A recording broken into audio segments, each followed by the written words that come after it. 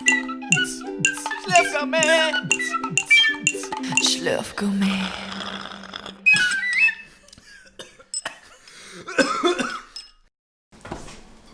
Leute, hallo! Ich bin's, euer Schlürfgummi. Und heute feiern wir die erste Folge des Schlürfgummis, in der ich was Feines schlürfen werde. Ich bin hier bei Chris und Marie von Einfach Geschmack. Und hier kommt schon der Tomatensalat und es gibt Lasagne. Außerdem ist Anna heute da. Oder Anushka. Sag mal Hallo. Und Marie steht hier hinter der Kamera. Marie, hi. Hi. Chris, hallo. Servus. Chris und Marie haben heute dieses feine Mahl für mich kredenzt, welches ich nun mit diesem Strohhalm schlürfen werde. Denn, wie jeder weiß, schmeckt alles besser, wenn man es schlürft. Und ja, ich denke, ich fange dann einfach an. Ja. Die anderen werden sich auch ein bisschen was vom Essen genehmigen. Es gibt heute leckere Lasagne, Tomatensalat, wie ihr seht, eine relativ reichhaltige Portion. Und auch der Wein wird natürlich nur geschlürft. Aber da habe ich mein extra Weinröhrchen. Ja. Fein. Leute, was ist denn in der Lasagne drin? Ich gehe einfach mal so rein.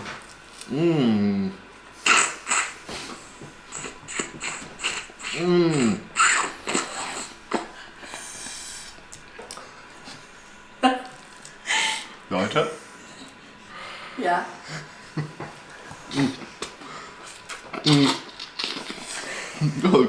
geil mal so einfach.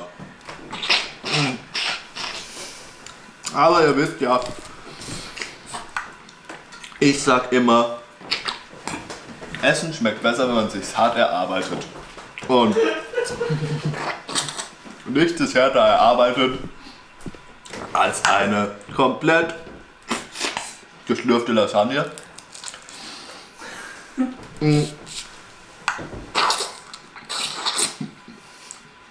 Ich würde sagen, Moment, lass mich mal testen.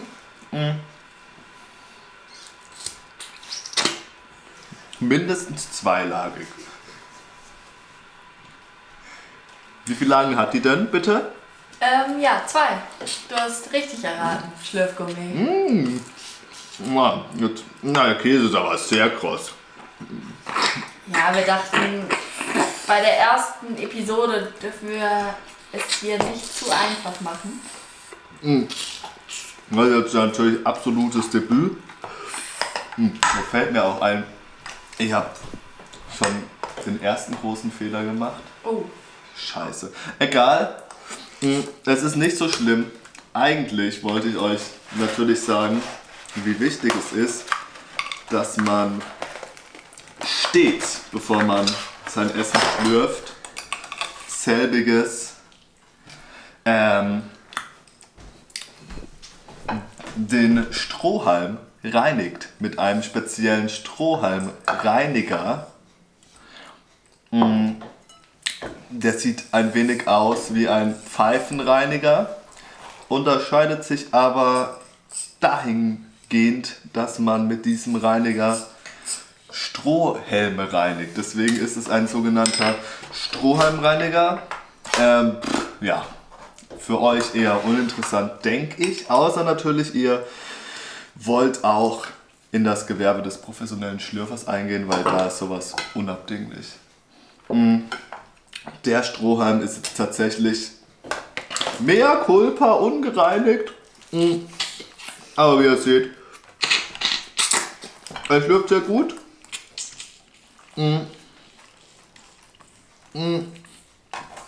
Und hier steckt's jetzt. Was macht ihr so? Ihr anderen? Wir füllen uns gerade auch Lasagne auf. Ihr könnt es ja jetzt nicht sehen, aber es gibt hier fantastisch große Platten. Man könnte auch sagen, die meine Portion um ein Vielfaches übersteigen. da wir sie natürlich auch nicht schlürfen werden. Ja, aber ein wahrer Schlürfgourmet genießt eben in kleinen Portionen, denn wie Chris mir heute beigebracht hat, wenn die Portion zu groß ist, ist es kein Gourmet mehr. Oder? Du als gelernter Koch. Fällt nicht raus. Man kann deine Gesten nicht sehen, Chris. Jetzt schlürf doch mal ein wenig was von der Beilage, die du bekommen hast. Vom Salat meinst du, Anna? Ja, Salat. Ich denke, für den Salat werde ich mal ein anderes Röhrchen ausprobieren. Ich bin da noch in der Testphase. Hab hier ein gebogenes Röhrchen. Alle natürlich transparent, damit ihr auch sehen könnt, dass wir hier nichts faken. Also das ist alles real. Da lasse ich auch nichts auf mich gekommen. Hier wird wirklich komplett geschlürft.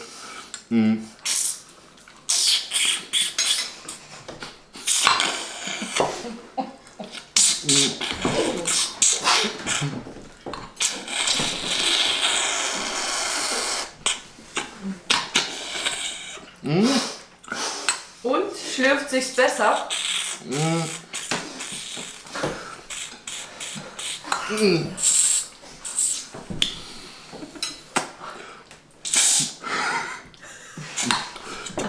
Der Salat ist relativ sauer, aber das ist, weil die Säure besser durch das Röhrchen kommt als die Süße. Das ist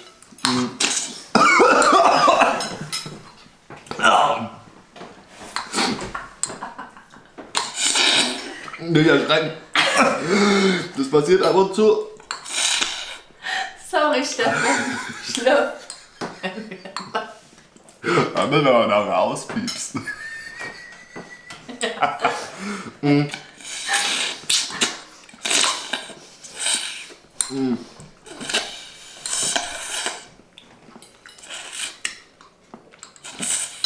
Wir können.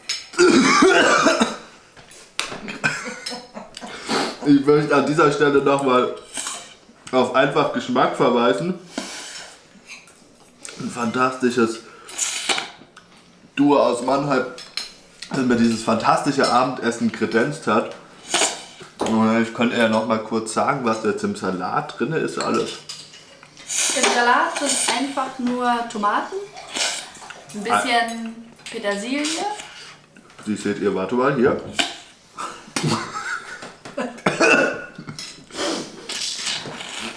Salz, Pfeffer, Öl und Essig. Ah ja. Und was für Essig? Schwarzer Balsamico-Essig. Nimm mal hier das Stück. Balsamico.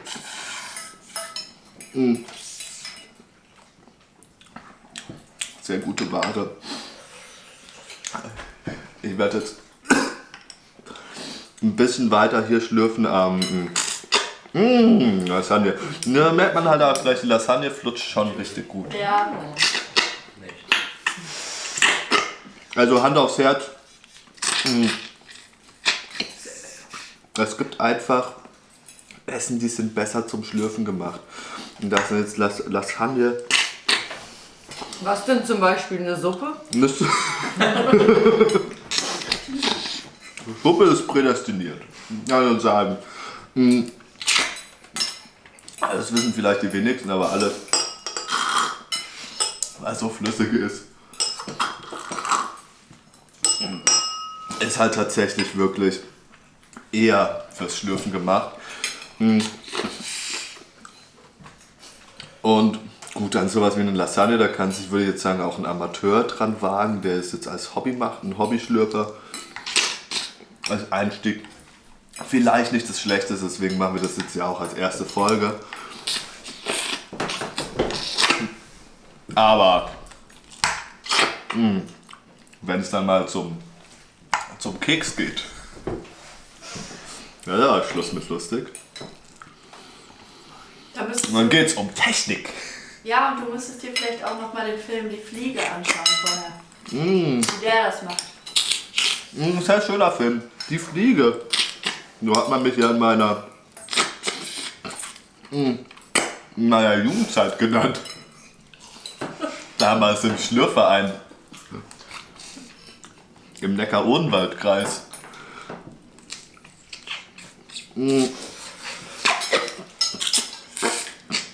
Hast du deine Opfer auch immer eingespeichert? Ich würde da jetzt nicht von Opfern reden, sondern von Geschlechtspartnern.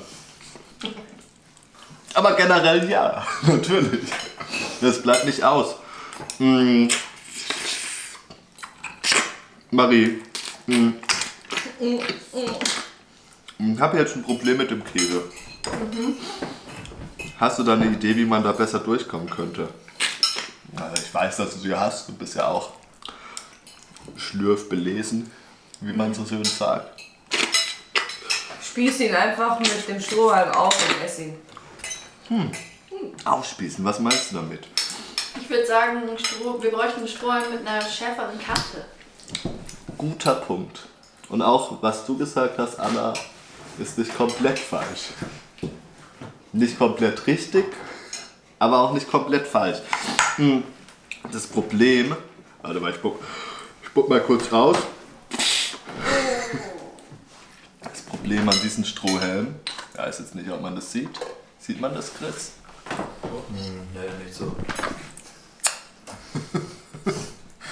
Ist hier, die haben eine sehr, sehr, sehr weiche Kante, was natürlich zum Standardzaum, sag ich mal, ganz gut ist.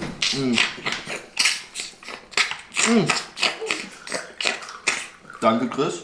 Danke, danke. Was hat er da bekommen? Essig? Wein.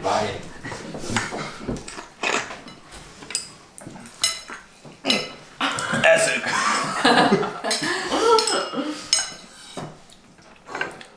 Was meint ihr? Essig oder Wein? Schreibt's in die Comments.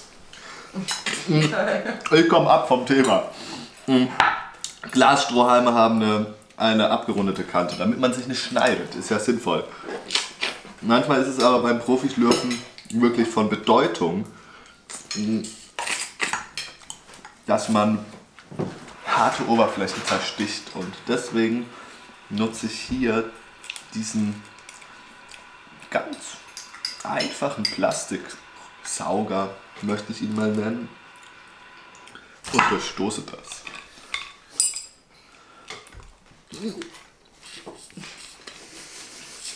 Der Nachteil ist,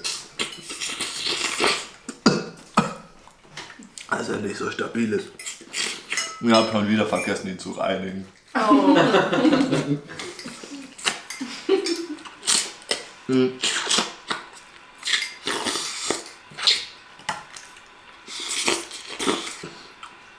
Mit diesem Sauger kann ich gut einzelne kleine Löcher in den Käse produzieren und den dann einfach aufschlürfen.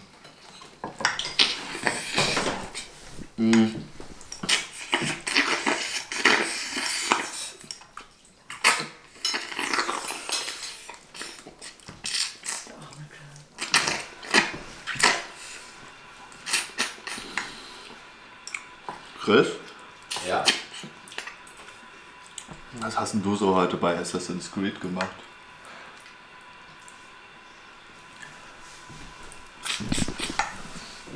Er hat gegen den Minotaurus gekämpft. Das ist ein bisschen schüchtern gerade. Aber wenn ihr mal einen Mann gesehen habt, der den Minotaurus besiegt hat, so wie Chris es tat, dann habt ihr sie alle gesehen. Ich habe den Punkt verloren. Ich schlürfe aber weiter. Was ist das hier? Da ist was Grünes drin. Das müsste Zucchini sein. Wie nennst du das? Zucchini. Zucchini. Wir sagen ja. Oh, das war ein guter. Zucchini. Interessant, nicht wahr, dass da... Wie heißt das jetzt? Zucchini? Zucchini? Heißt ja auch Sushimi. So. Schlürfgummi. Ja, Was denkst du? Wie viel Prozent hast du schon weggeschlürft? mindestens 3%. 3. Ja, naja, mindestens. Liebe Zuschauer, Woran hängt's denn, Schlürfgummi? naja, am schwierigsten ist wirklich der Käse. Ja, aber kannst du dir den Käse nicht noch fürs große Finale aufheben? Und dir erstmal um die Lasagneplatten kümmern? Mache ich ja. Das wird ein sehr langes Finale. Mhm.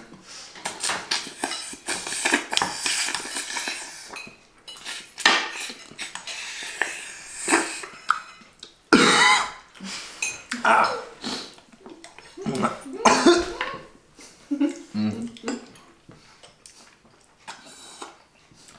Wir hatten leider gerade ein kleines Problem mit der Technik. Deswegen ist vielleicht wichtiges, wertvolles Schlürfmaterial abhanden gekommen. Haben uns aber dafür entschlossen, einfach weiter zu schlürfen. Ja.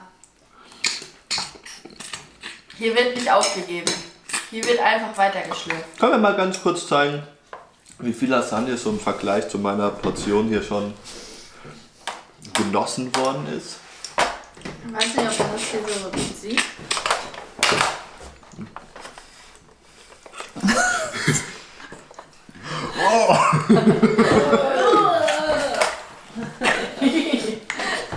Schlürfgummi. Verpetzt ist unsere Lasagne. Vielleicht hätten wir bei dir ein bisschen mehr Soße reinmachen sollen. Gib doch einfach Wein rein. Was Oder ist Essig.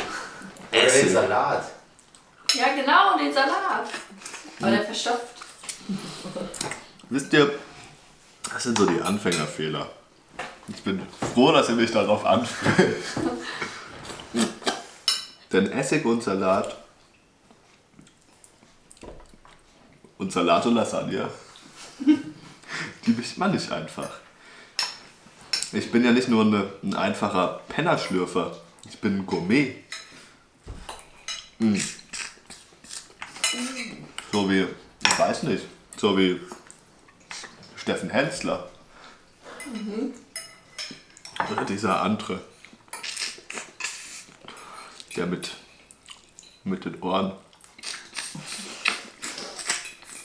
Ach was, der hat Ohren? Das ist ja eine Seltenheit.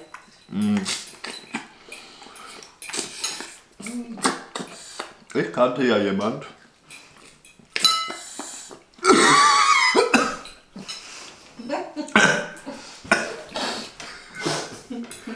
Ja. Schlürfgummi, ich glaube, deine Lunge ist satter als dein Magen.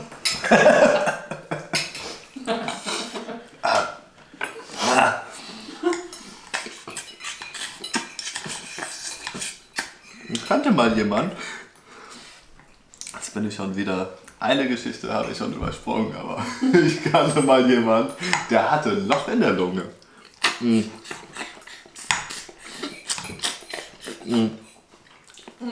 Und zwar war der mit mir in der Schule, ein Freund. Willst du ihn mal grüßen? Uta Eman, wenn du mich siehst, das ist hier für dich. Uta Eman Toyota. Ich weiß, das klingt, als hätte ich das erfunden. Ja. Und das Schöne daran ist, dass es vollkommen wahr ist. Uta Eman Toyota war mit mir in der Schule. Da haben wir irgendwann mal in der Mittelstufe, Ende der Mittelstufe, eine Lungenentzündung, bei der er dann, ich gehe mal hier nebenbei an den Salat, Oh, bitte nicht. bei der er dann ein Loch in der Lunge hatte. Und das Schöne an Uta Eman war, dass er immer richtig arg geschwitzt hat. Und ich hoffe, er sieht das jetzt nicht. Ich auch. Du hast ihn doch gerade gegrüßt. Und ich dachte dann immer als Kind oder als Jugendlicher, ja, halt unter Emon richtig schwitzt. Also wenn das Schulhaus im Winter 2 Stockwerke hoch ist, hat er am ganzen Körper war der nass. Und dann dachte ich halt immer so, weil er der einzige Japaner war, mit dem ich wirklich was zu tun hat, ah ja, Japaner schwitzen leicht. Und dann wurde mir irgendwann erklärt, ist gar nicht so, eigentlich schwitzen Japaner gar nicht, ist nur der Uta Emon Toyota. Und der schwitzt halt richtig. In dem Moment dachte ich, ja, was bin ich wieder für ein rassistischer Depp? Ja. Man hat so leicht Vorurteile, man merkt es gar nicht. Merkt man nicht. Japaner schwitzt nicht. Schwitzt nicht, ne. Zimt auf den Käse? Was? Zimt auf dem Käse ist. Ein Geschoss gerade. Warum ist kein Zimt auf dem Käse? Der Koch reagiert nicht auf deine Fragen. Der Koch reagiert heute sehr schlecht. Der Koch reagiert nicht auf dumme Fragen.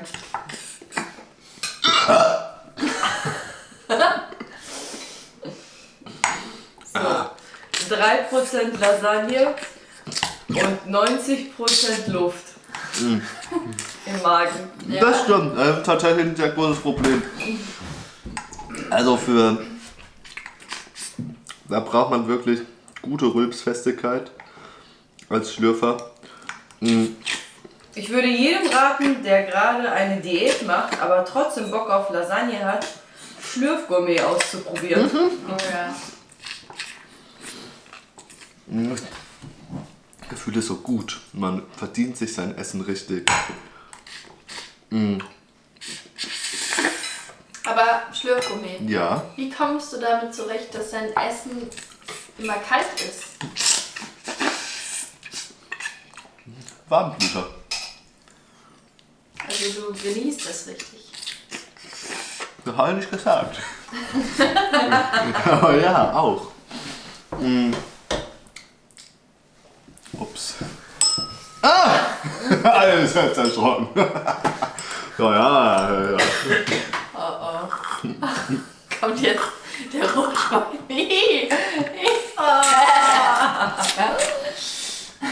Und jetzt sind wir hier bei der sogenannten Fliegentechnik. Marie, du hast es vorhin schon angesprochen. Ja, Wo sind wir? Bei der? bei der Fliegentechnik. Bekannt aus dem Film Die Fliege. mit diesem, wie heißt der Typ?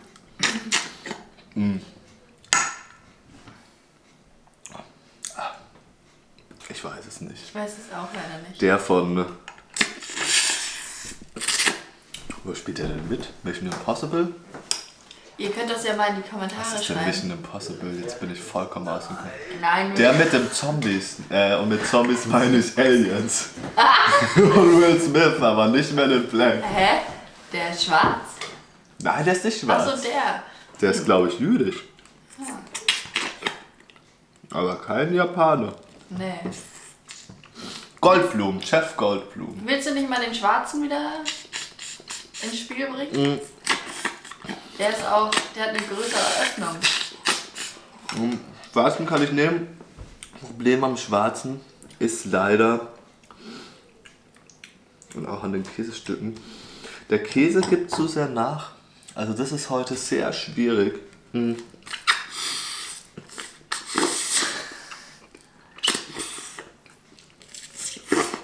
Mit dem kann ich mir aus der Lasagneplatte sehr gut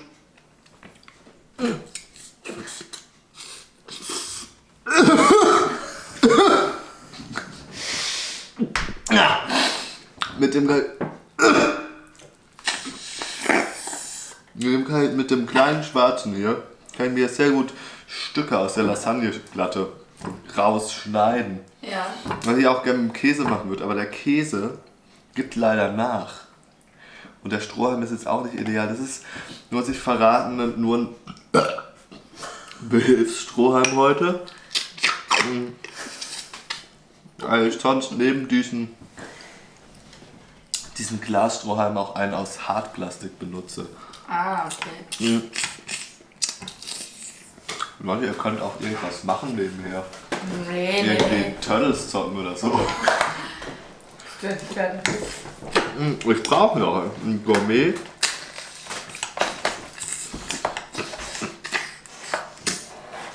Lässt sich Zeit.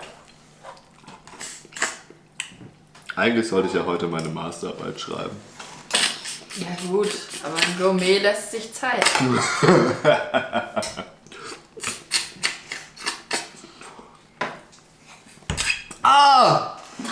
Zahn, das passiert. Das ist eine typische Krankheit. Ausgestoßene Schneidezähne hat der bewanderte Schlürfgourmet sehr oft.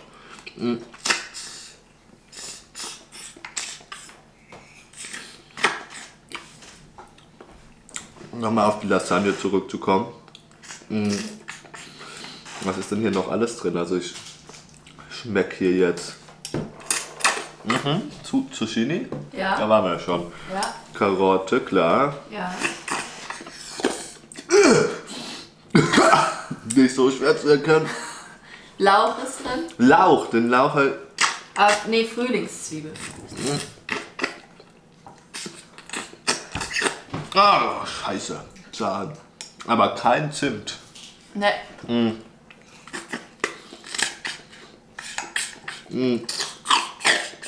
Ja. Wow, das war ein Riesenstück.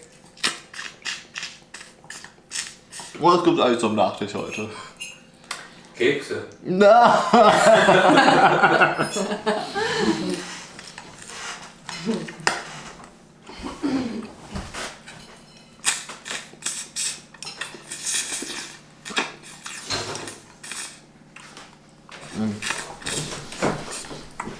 Frühlingszwiebeln, das waren normale Zwiebeln und nur Frühlingszwiebeln. Ich glaube, normale sind gar nicht drin, sondern nur Frühlingszwiebeln.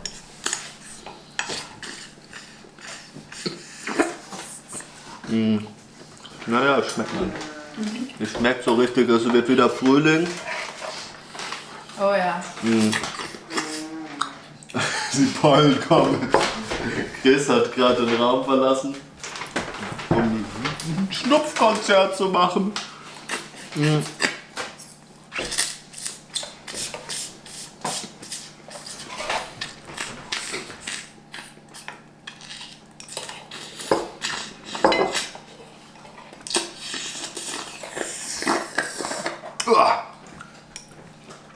Schmeckt es dir Es noch? schmeckt sehr gut.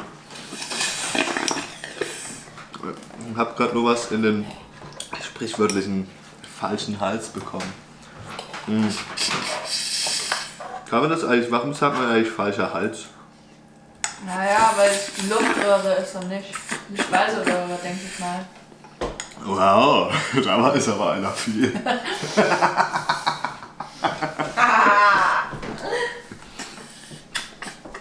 Hast du es auch gewusst, Anna? Ich hätte es mir gedacht.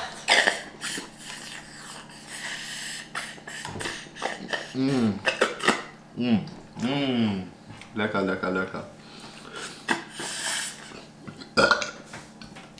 Ja. Jetzt nicht wieder alles Das rein. nein, nicht rein, aber raus. Dann habe ich schon wieder komplett den Faden verloren. Wir waren ja vorhin bei der Fliegentechnik. Einfach abgebrochen. Also, Ja. also ich mache es jetzt nochmal. Ersten Schluck sind so.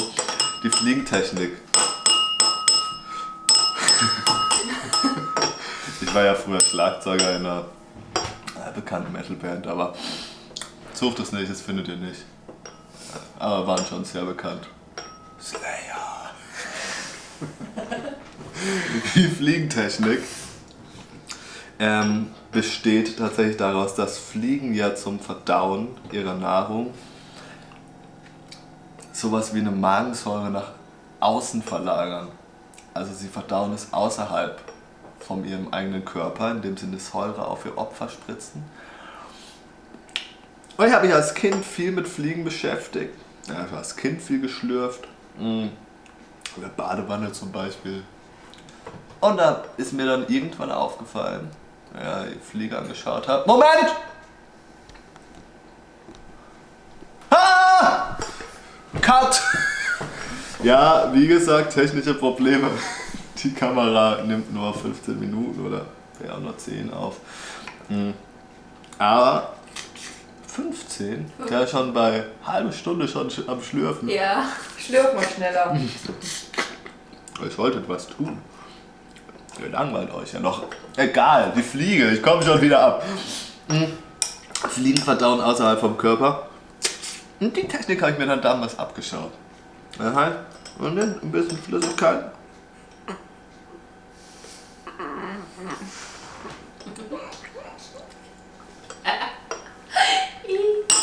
Und kann man von halten, was man will. Da ist auch tatsächlich in der Schlürfszene, die Fliegentechnik ist so provokantes Milieu. Nicht gern gesehen. Nein, das kann man so gar nicht sagen, aber da gibt es unterschiedliche Meinungen. Manche sagen, das ist Cheaten. Billige Cheaters sagen die dann.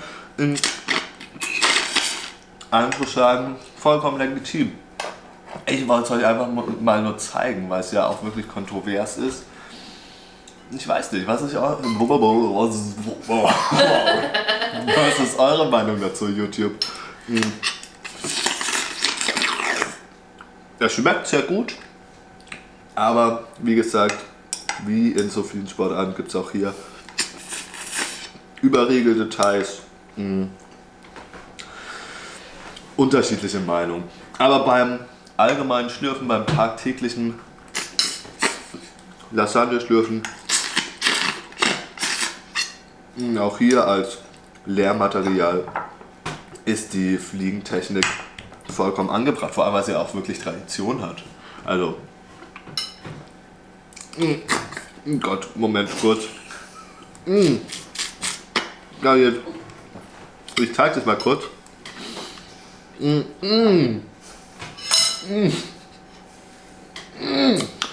Also ist ja zäh. Das ist jetzt, da werde ich später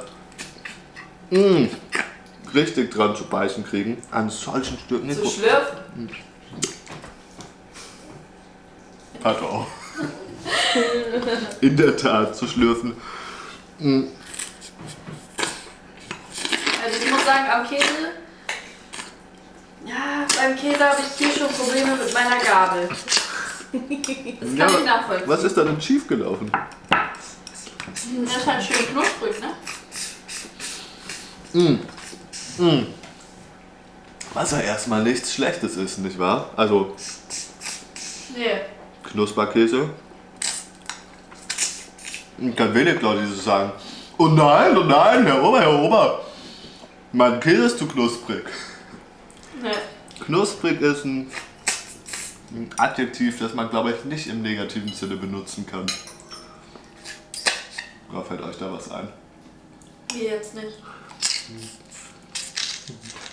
Anna ist unter den Achseln ein bisschen knusprig. Oh. Naja, wenn man so einen Half-Baked Keks haben will und er ist dann zu knusprig. Ja. Du würdest lieber einen Half-Baked Keks schlürfen als einen knusprigen, oder? Ich bin froh, dass ich heute Lasagne schlürfe. Und Chris, kriegt er nachher noch Kaiser zum Schlürfen? Er wird aber nach Hause geschickt. Nein, er darf noch einen Keks schlürfen. Mit Kaffee.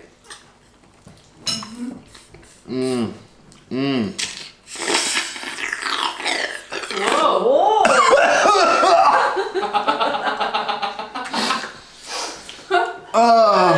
Wir waren alle schon so begeistert. Ja.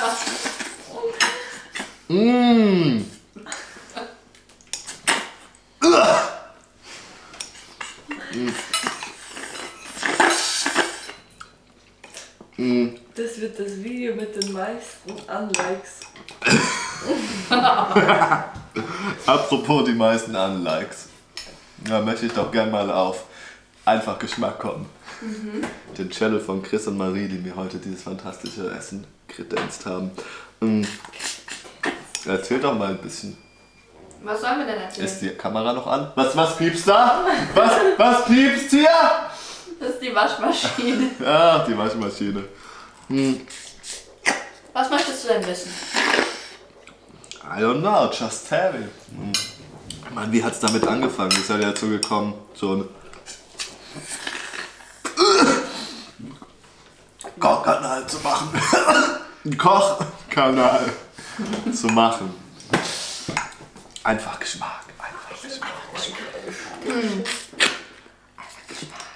Also, ich studiere ja Kommunikationsdesign.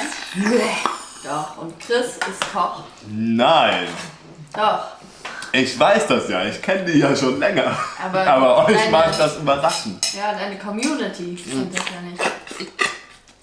Und dann dachten wir könnten das vielleicht kombinieren. Videos übers Kochen. Ja. Gar clever. Ja, fein. Wirklich sehr schöner Kanal, geht da mal drauf. Einfach Geschmack zusammengeschrieben, klein, YouTube verlinken wir. Ich weiß gar nicht, wo meine Finger sind. Hier. In der Lasagne. Und wirklich viele fantastische Rezepte. Abonnieren und liken.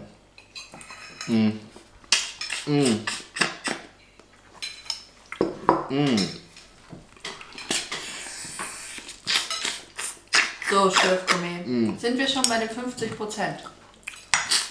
Was meinst du denn, Marie? Wenn ich mir das hier von oben... Immer schwer zu sagen, weil sich ja auch die Konsistenz durchs Blättern aufbäumt. Ja, Aber sieht auf jeden Fall schon gut aus. Du bist auf dem richtigen Weg.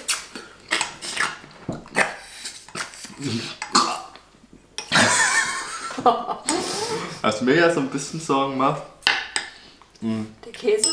naja, erstens der Kein und Wein? zweitens zu wenig Wein, aber eigentlich wollte ich auf die Tomaten, auf den Salat kommen. Die sind nämlich wesentlich schwieriger als ich dachte. Die Tomaten. Wir haben genau die Größe Ja, und ich sie nicht schlürfen kann. probier's doch mal mit dem Schwarzen. Gute Idee. Siehst du, wenn ich das hier mache, Ja, das ist, manchmal muss man sich auch gegen ein Stück entscheiden. Ich nehme mal den schwarzen. Ja, es war noch ein Stück Lasagne ist drin. Aber. Hilfe! Nee. Also die Tomaten sind ein Problem tatsächlich. wir nehmen die auch gerne nochmal zurück, würde ich sagen. Schneiden die noch ein bisschen für dich. Was auf dem Teller ist. Ah, Scheiße! Was auf dem Teller ist, wird geschlürft. Dafür stehe ich mit meinem Namen als Schlürfgourmet. Ich will gar nicht wissen, wie viel du nachher aus deiner Lunge noch hochwürgen willst. Hochhusten. Der Schlürfgourmet ist ein Wiederkäuer.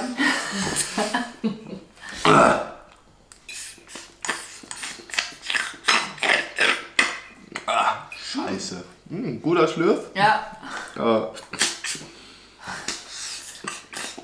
vielleicht wären Spaghetti doch besser gewesen. Ja. Bist du denn langsam satt? Mir geht's nicht ums Sattwerden. Wir sind höhere Werte. Dieser Käse, ey. Bist du langsam aggressiv? Das ist halt viel Arbeit.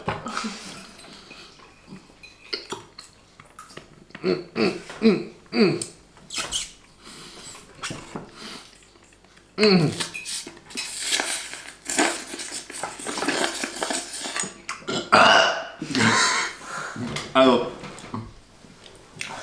falls ihr euch wundert, was ich hier gerade mache. Läuft die Kamera eigentlich noch? 5 Minuten nach. 5 Minuten. Los, Schlürfgummi. Manchmal muss man hier einfach wie so ein Staubsauger durchgehen. Und die abgefallenen Stücke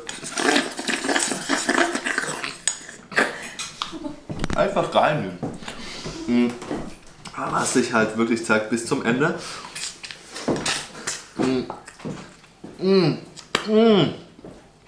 Bleibt die Arbeit mit dem Käse.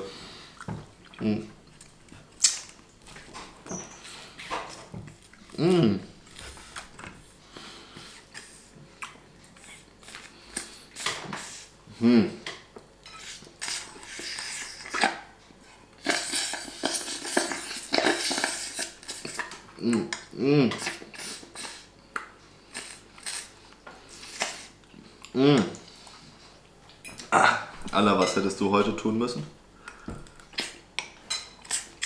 Was definitiv Besseres. Schlafgummi!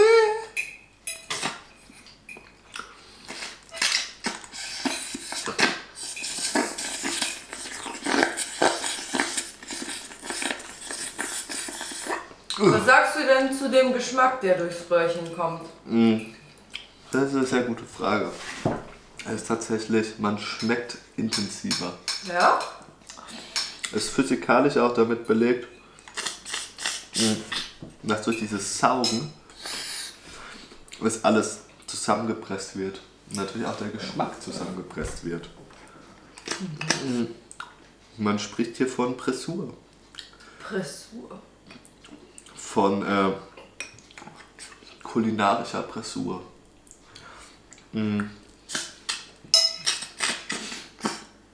Und ja, das hast du halt nur beim Schlürfen. Das Essen wird kleiner, es ist auf weniger Oberfläche mehr Geschmack. Und dadurch schmeckt es intensiver. Und auch besser kann man jetzt nicht so einfach sagen. Es ist halt, für viele ist es auch beim ersten Mal richtig ein Schock, wenn sie das erste Mal ihr Essen schlürfen. Und dann die einzelnen Geschmacksrichtungen so intensiv schmecken. Und was sind die Geschmacksrichtungen? Anna? Fleisch. Fleisch, Salat, Wasser und lecker. Und dann noch das eine mit Salz.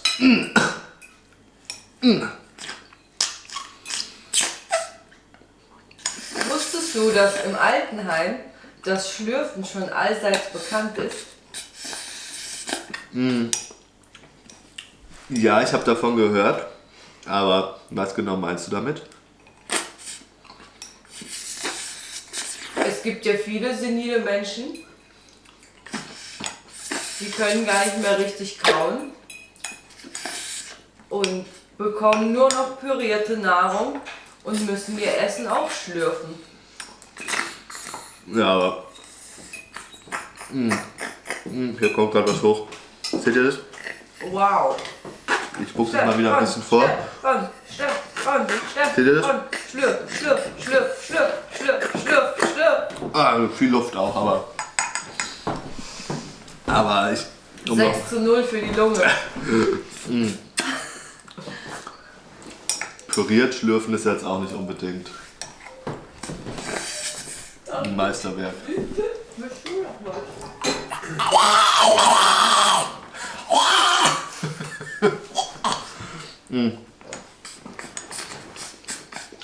Ich habe ja heute auch mit Marie mein Titellied aufgenommen. Schlafgummi! Ja, aber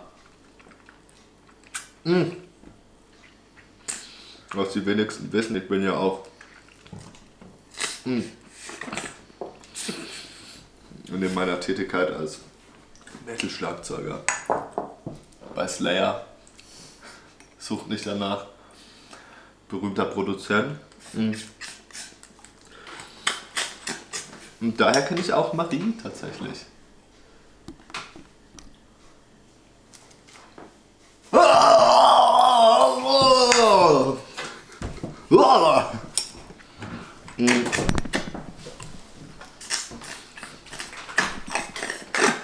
Was gibt's denn noch über die Lasagne zu sagen? Wie viel Fleisch ist da denn drin? 800 Gramm. 800 Gramm. Also nicht in deinem kleinen Behälter, ne? Aber insgesamt. Warum 800 denn jetzt Gramm. genau 800 Gramm? In deinem kleinen Behälter sind 800 Gramm Käse, damit du es extra schwer hast. Zwischen deinen Beinchen 800 Gramm Käse.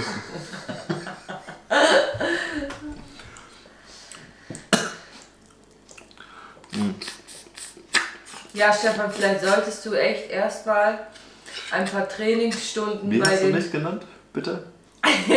Schlürfgott. Gourmet! Entschuldigung, Schlürfschüler. Vielleicht Alter.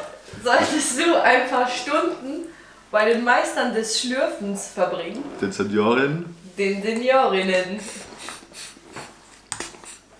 die das ja schon tagtäglich absolvieren.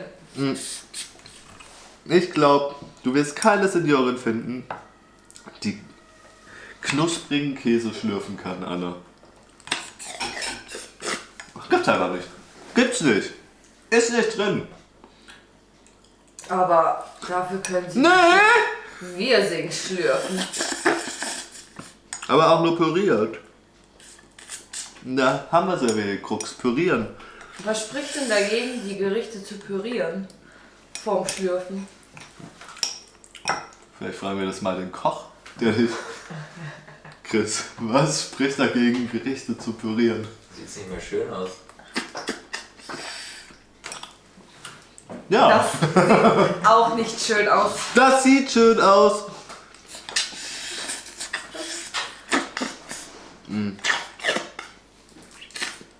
3 Stunden später. Langsam, so jetzt nach, ich weiß nicht, einer geschätzten Dreiviertelstunde geht es auch auf die Wangenknochen.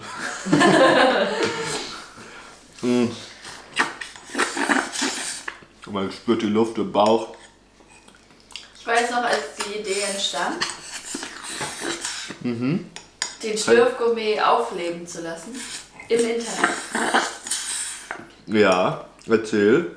Als du hier 1,5 Stunden lang an einem Stückchen Bananenbrot rumgeschlürft hast. Hast du jetzt nicht mehr so viel Power wie damals? Doch, mir fehlt mein Schneideröhrchen. Hier, damit kann ich noch. Na! Na! Oh je. Das schaffst du nicht.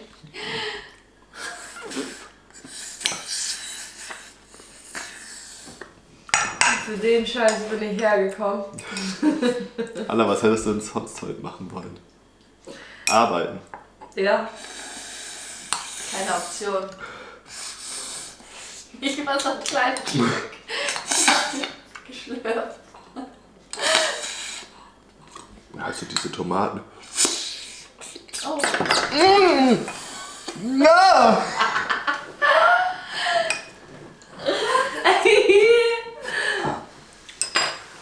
Vielleicht probiere ich mal den geraden Strohhalm. Ich meine, es ist jetzt ein Unterschied hier nicht, aber ich teste hier gerade 2 unterschiedliche Strohhalmarten. Falls ihr mich übrigens mit Strohhalm sponsern wollt, ihr Strohhalmhersteller, wenn ihr das seht, just write me a message at Schlürfgourmet. Und dann schlürfe ich auch mit eurem Strohhalm. Mein Traum war ja schon immer ein Stahlstrohhalm mit messerscharfer Spitze auf einer Seite aus. Mit Knick oder ohne? Beides. Okay. Die Antwort ist ja. Also, aus, ich weiß nicht, wie viel lagigem Stahl aber dreistellig müsste es schon sein.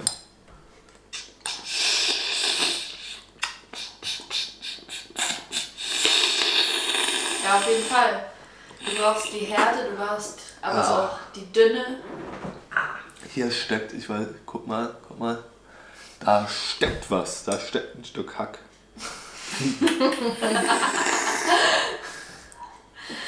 Ja, es kommt. Es kommt. In die Lunge, in die Lunge, in die Ah. Lunge. Alter. Oh mein Gott, was hängt denn da? Ja, ich will mal kurz sagen, muss ich jetzt richtig aufpassen. Wenn das in meine Lunge schießt, dann sind doch Leute gestorben. Wie wär's, wenn du die Fliegentechnik anwendest?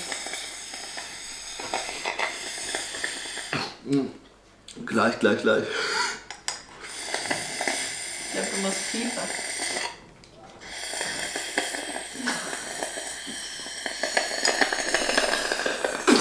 Ich hab's fast, also Leute, seht hier, hab's jetzt fast hochgeholt. Nase zu und dann durch.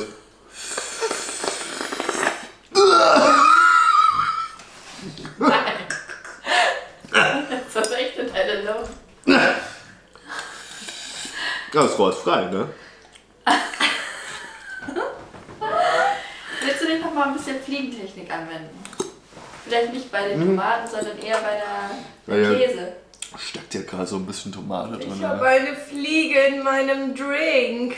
Apropos Fliege, Fliegentechnik. Okay. Der Wein ist aber auf einmal so gut. Als hätte man den Wasser gemischt. Punch. Ach, so geht das auch. Die schwimmt. Ja, nein, so geht das nicht. Doch. Gut, dass das. Ich brauche mal einen Test. Und natürlich das eine Rohr rein. Und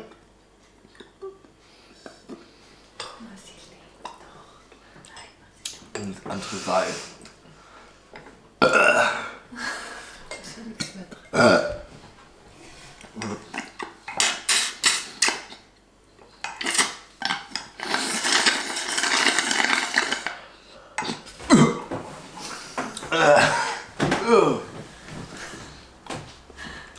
Immer auch gut. Also die Lasagne geht so langsam weg, aber dieser Salat. Marie. Ja.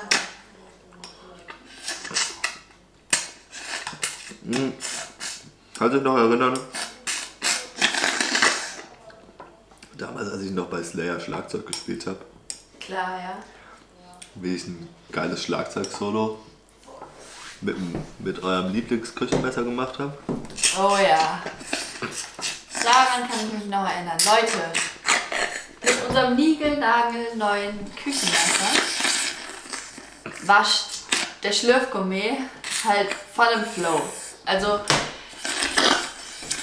wir haben ausgemacht, dass er unser Schlagzeug-Solo spielt. Also, Ja, genau. Metal. Metal. Aber wir hatten nicht ausgemacht, dass er die Strohhalme dann gegen unser niegelnagelneues Küchenmesser eintauscht. Also, Ja. das war so nicht abgemacht, Leute. Was ist passiert? Naja, sagen wir mal so. Die Schneideseite unseres Messers hatte dann ein paar Kerben. Also es war eher gezackt als glatt. Es wurde zum Das Brotmesser. erinnert mich an ein altes Lied, das wir früher mal im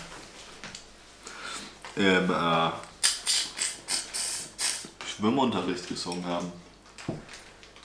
Gezackt statt glatt.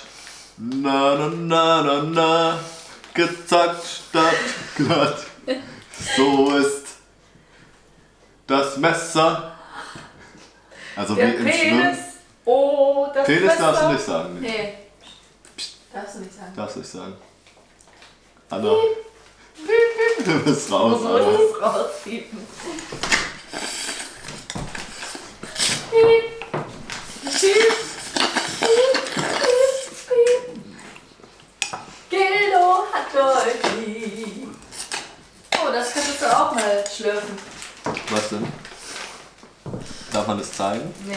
Schlürfgourmet. Kennt ihr so Pralinen in der goldenen Verpackung mit Nuss? Hier, jetzt kannst du es zeigen. Ja, in Zukunft. Wenn ihr sehen wollt, wie er das schlürft. Ich schalte auch in Zukunft wieder ein.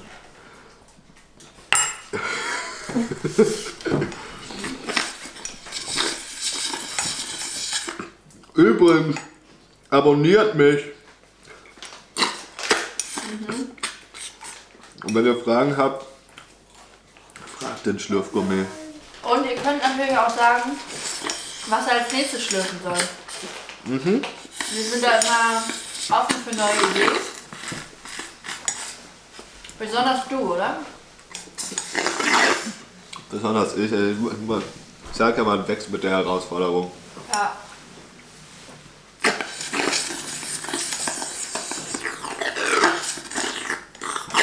Deswegen schlürfe ich hier ja auch keine Suppen, kein Brei. Also das ist keine Suppen, kein Brei. Keine Suppen, kein Brei. Keine Suppen, Na kein ja, Brei. Keine Suppen, kein Brei. Dafür stehe ich mit meinem Namen. Schlürfgourmet! Schlürfgourmet. Wo ist eigentlich der Koch hin?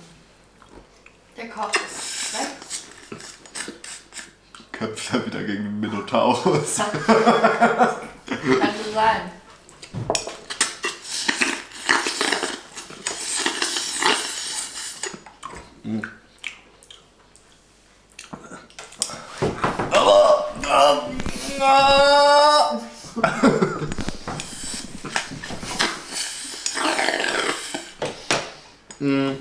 Ich weiß nicht, was gibt's denn noch zu sagen? Wir haben viel über das Schlürfen heute geredet. Vielleicht habt ihr ja auch mal andere Themen, die wir noch bequatschen könnten beim Ja, wir Schlürfen. können hier über alles reden. Ja. Außer über.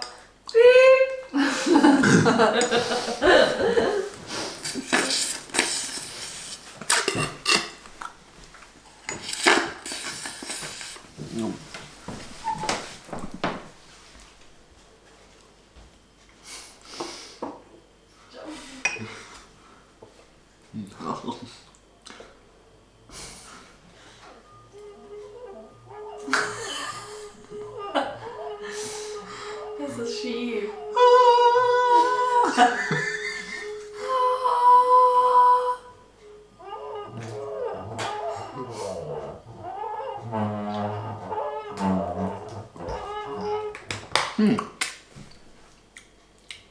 Infraschall. Flieger.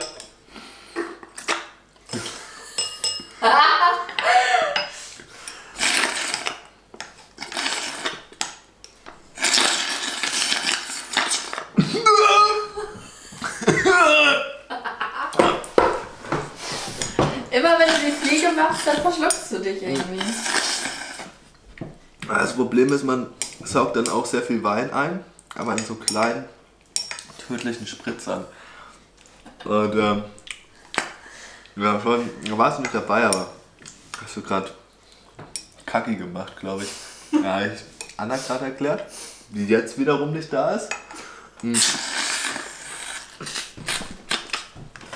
Erst durch das Schlürfen ja, wie man weiß, der Geschmack komprimiert wird und noch intensiver wird. Intensiviert. Ja. Intensivierung des Geschmackes durch Schlürfen.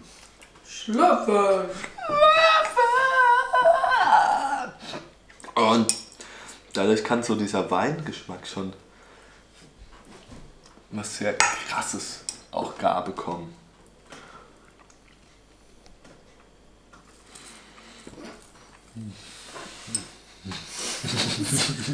Sieht man nicht.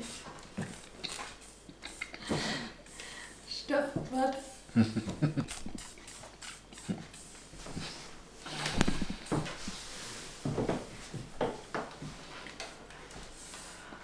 Habt ihr gesehen, was das war? Ein Ein Herz. Herz aus Lasagne, ja. Weil der Schlürfgourmet euch lieb hat.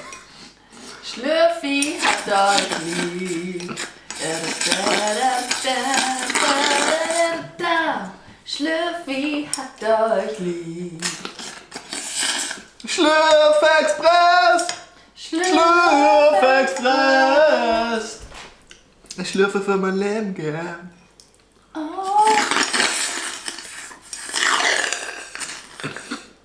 Er schlürft für sein Leben gern. Marie, Ja. willst du ein bisschen Musik machen? Was sonst Musik? Mit deiner Ukulele.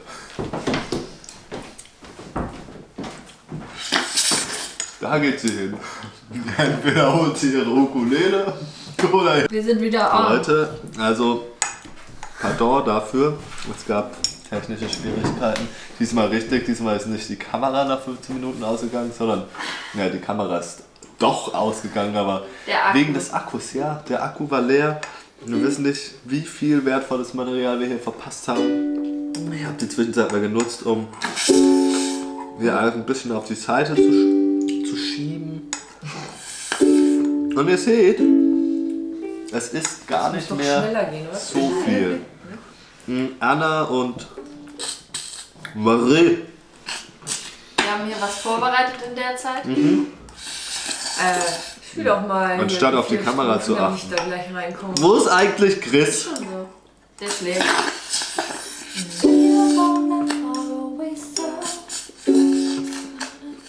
Ach so, da gibt's nicht noch.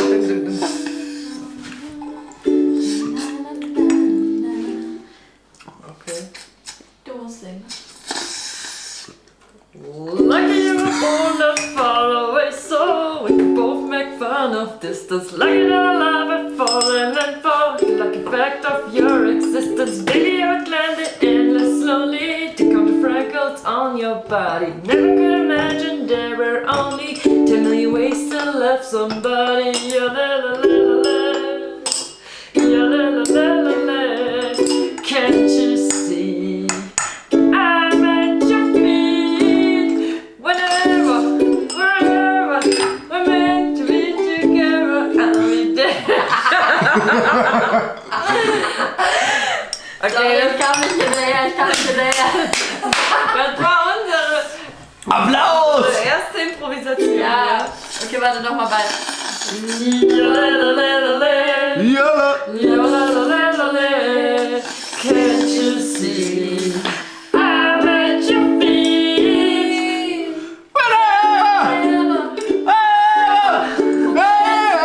I'll be there, you'll be near, and that's the deal, my dear. Hero, hero, we never have to wonder, we can always play by near, and that's the deal, my dear.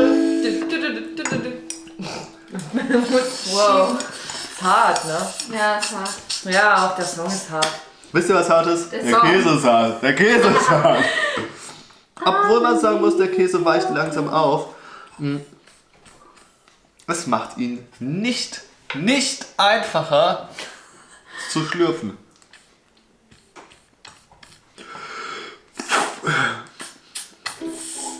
Wir haben hier noch einen anderen Shakira-Song. You're a song. Written by the hands of God. Get me wrong, 'cause that's nice and sweet. Oh, doch. Noch. To be done. Don't you, the dogs. Oh my God, so high. Ist das Eternal Flame? Ist es burning? An eternal flame? Close your heart, give me your name. Darling, don't you feel burning? Do you understand? Do you feel the same? Am I only dreaming? Mann, du hast alles versaut. Echt? Die Zuschauer wollen dich nicht hören. Nein, Die wollen ich uns wollte nicht schlürfen. ja, schlürf leise weiter. Hey, wir wollen die Schlürfen sehen. Hey, Wir wollen die Schlürfen sehen. sehen. Pfleger! Nochmal von vorne. Ja. You're a song written by the hands of God. Of God. Get me wrong, 'cause it's night to you. Ist mein Oh. Sound. Ich hab Neid gelesen.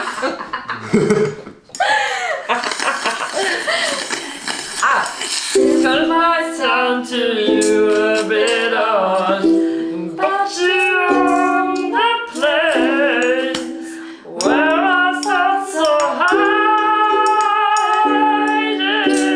And right after you go, It's where I find them. Underneath your clothes, there's a endless story. There's a man who shows. There's my territory. Schalalalala. It feels such a good girl, honey. Und dann? Muss doch irgendwie eine Pause sein, oder? Because of you, I'm running out of reasons to cry. To cry? Nein. Oh. Ich war schon dran.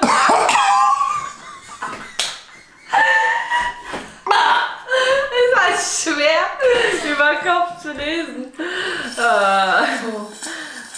So, Leute. Los, wir singen was Leute, von Lady 10 Dinge, die Gaga. schwer sind, wenn man so über den Kopf Ja. macht. Jetzt, Was? Marie, Anna.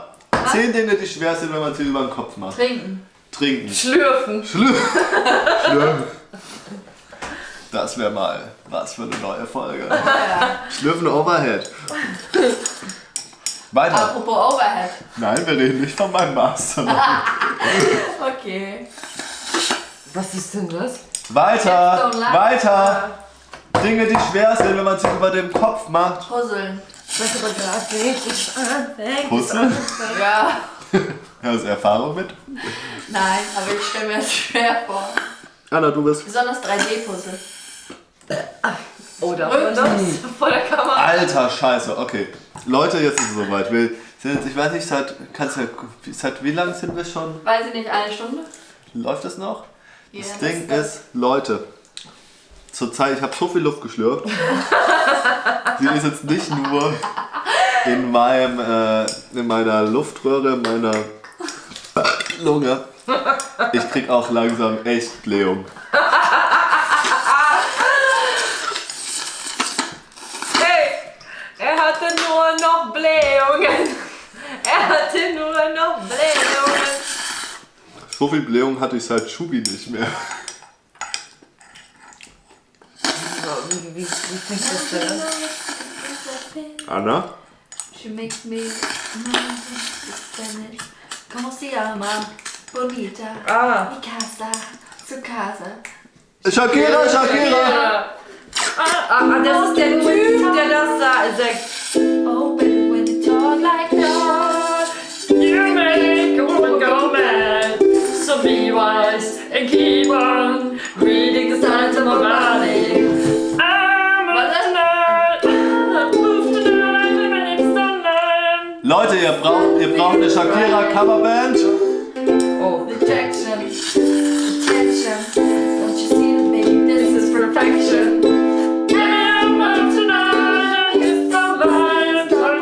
Handy! Irgendwas vibriert! Oh, guck mal, wer hier anruft. Hab ich hier den Sänger von den Glitternippeln am Apparat? Oh! Woo! Hallo? Hallo? Ich darf dir sagen, du bist live auf Sendung, Mr. Geilo. Leute, ihr werdet es nicht glauben. Hier in der ersten Folge vom Schlürfgourmet. Wer ruft mich an? Wer ruft mich an in der ersten Folge vom Schlürfgourmet? Ich verdeck's, dürft die Nummer nicht sehen. Es ist Famous Like Hell, Mr. Geilo Oh von ja. den Glitternippeln. Der besten Girlband. Eigentlich vor Tic-Tac-Toe noch. Na, ja, knapp. Knapp vor Tic-Tac-Toe, aber doch deutlich. Und Ja, Mr. Geilo. Man hört dich schlecht. Was gibt's denn? Was es gibt? Eigentlich nicht, ich wollte nur anrufen. Sie sagt, sie wollte nur anrufen. Ein Gruß von den Schlürfgummi. Ich weiß nicht, ob ihr sie hört. Das ist sehr schlecht. Ja, ich schlürf gerade Lasagne. Lasagne! Dann wünsche ich dir mal guten Appetit, Mr. Schlürfgummi. Wir sind schon fast durch. Ich verstehe gar nicht. Ich bin fast durch, aber ich schlürfe auch schon über eine Stunde. Okay. Dann noch weiterhin viel Erfolg.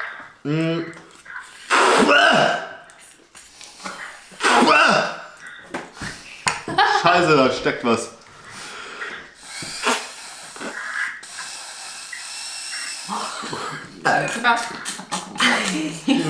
Anna ist auch da.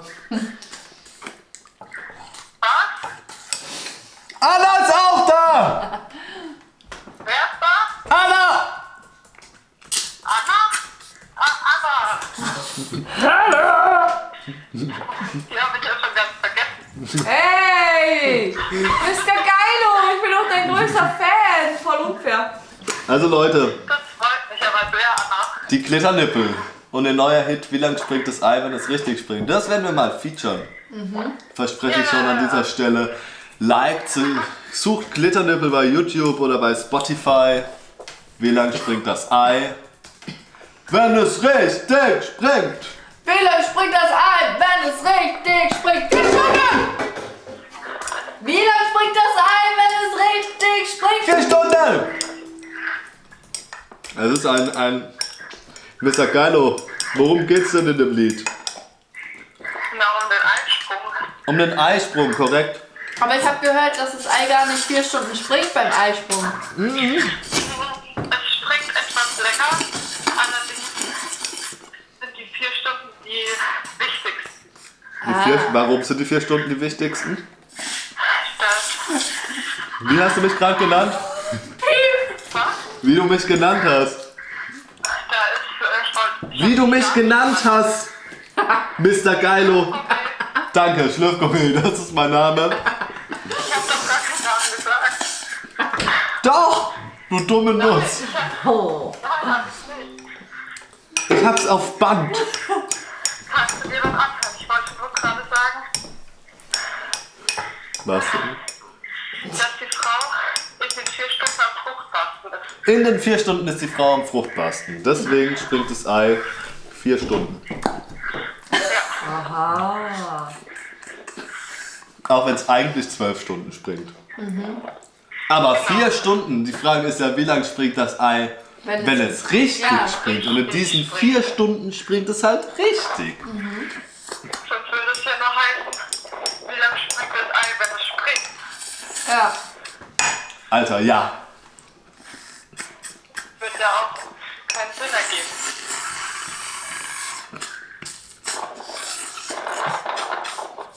Okay, ich muss mal aufnehmen, meine Bahn kommt. Der Spaß kommt. Deine Limo kommt. Was denkst du, Leonie? Ich habe heute 3 Sachen vor mir. Wie hast du mich gerade genannt? Mr. Geilo nannte ich dich. Okay. Na, halt die Fresse. Halt die Fresse! 2 Stunden, 2 Lasagne, Stunden lang Tomatensalat und Wein. Was? Wein. Wein. Okay. Ist ja gar nicht zu essen. Also ist dann nur dein Getränk. Gut erkannt. Denn der Schlürfgummi schlürft keine Suppen. Schlürft keine Hätte Brühe. auch sein können, dass der Wein, Schlürft keine Brei. Brei. Wein, Schlürft Wein. Pudding oder so. Wein ist kein Pudding. Was? Wein ist kein Pudding? Wein, Wackelpudding. Wo? Ihr wollt Weinwackelpudding? Schaltet ein bei Einfachgeschmack. Oh nein. Das gibt's bei uns nicht. Wein, Wackelpudding. Okay. Gut, also Viel Spaß beim Schlürfen. Ja, danke, Alter. Okay, tschüss, Leo. Ich hab grad was Cooles Mr. gemacht. Geilo! Mr. Geilo! Tschüss, Piep. Tschüss. Guckt euch das an, okay? Leute, Guckt euch das an. schaut mal, was ich hier geschlürft habe. Ich habe die Tomate so lange reingeschlürft. Sieht so aus wie ein Pimmel. Warte, Da ist es nicht scharf. Du musst hier bleiben. Kannst du sie nicht zerkleinern?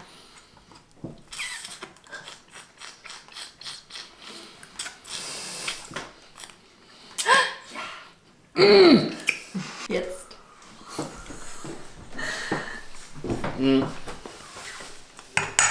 habe ich euch schon erzählt von der neuen Sendung mit Bear Grylls auf Netflix? Ja, natürlich. Nein! Nein, hast du noch nicht. Erzähl uns mehr! Erzähl uns mehr. Schlürfen. Oh nein, mein Tomatensalat. So lassen wir den nicht verschwinden. Kennt ihr noch Bear Grylls? Ihr lieben Zuschauer? Kennt ihr noch Steve Irwin? Hieß der Steve Irwin? Der hieß Steve Irwin, oder? Crocodile Hunter?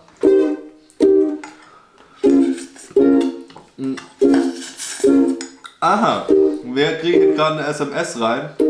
Ich komme gleich wieder zurück auf Survival Shows. Erstens, Na? erste SMS. Martin Kim schreibt Arbeitest du an deinem Master? 798 Likes. Oh! Zweite Mail. Mr. Geilo von den Glitternippeln schreibt, deren Video ihr noch mehr Likes als 798 geben könntet, wenn ihr einfach jetzt nach Glitternippel Eisprung auf YouTube sucht. Gibt es ein sehr schönes Video. Mr. Geilo fragt, für alle, wir fragen, wer Mr. Geilo ist, wir telefonierten gerade. Lieber Schlürfgourmet, eine Idee, was ich heute kochen kann. Chris! Ich glaube, der schläft. Chris! Dann brauchen wir einmal den Koch, dann schläft er. Sag Oder doch Gemüselasagne.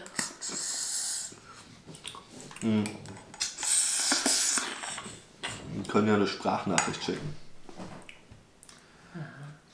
Lieber Mr. Geilo, ein Tipp von Marie Gemüselasagne. ist ähnlich wie das Gericht, was wir heute essen, Lasagne. aber unterscheidet sich dadurch, dass Es mit Gemüse. und, Lasagneplatten. aber ohne, Fleisch. welches wir Gehackt haben. ist. Yo, yo, yo, yo, yo, yo, yo, yo, yo. Schlafgourmet! Aber ich glaube, du hast noch eine Mail. Nachricht. SMS. Wir haben noch eine Mail.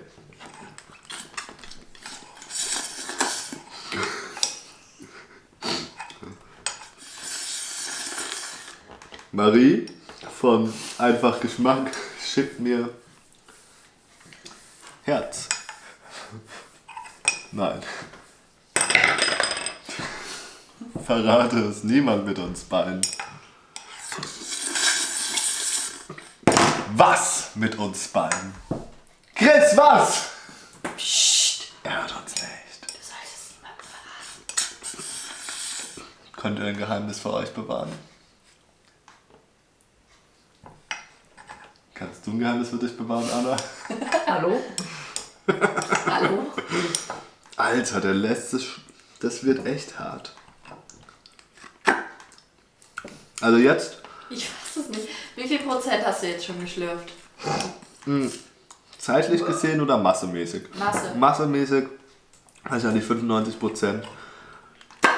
Zeitlich? Zeitlich wird es jetzt erst richtig arg. Was?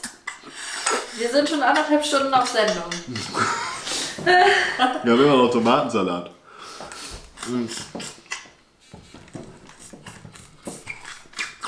Das Ding ist, dass ich jetzt wirklich dazu übergehen muss, konzentriert mit Technik dran zu gehen.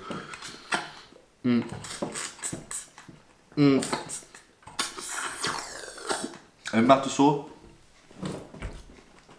wie vorhin schon erklärt, ich nehme das Röhrchen und warte mal, du machst es jetzt mal kurz hier. Ich steche mir quasi diese Nudelplatte, die kriege ich so durch. Kriege nicht reingeschlürft. Deswegen, wie beim Plätzchenbacken, steche ich mir hier kleine Plätzchen aus.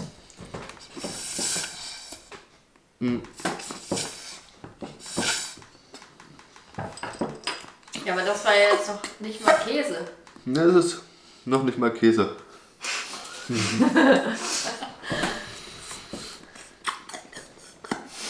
Käse, den lasse ich jetzt ja seit 1,5 Stunden schon einweichen. Okay. So wie meine Oma das früher immer gemacht hat mit dem Geschirr.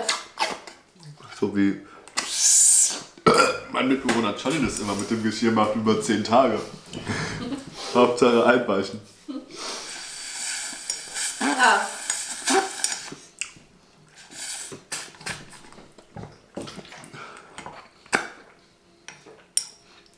Wie hat deine Oma das denn mit dem Geschirr gemacht? Naja, sie hat Wasser, Spüli genommen und dann meistens Töpfe darin eingeweicht, wenn ihr irgendwas angebrannt ist vielleicht. Alter, Töpfe oder Köpfe? Natürlich Töpfe. Mit Tee. Du bin ich jetzt erleichtert. Ich weiß.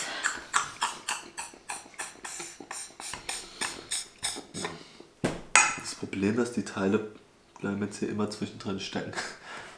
Das gibt's doch nicht.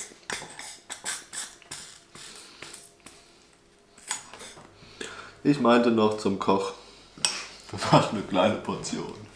Er hat eine kleine Portion gemacht. Er will ja nicht, dass du verhungerst.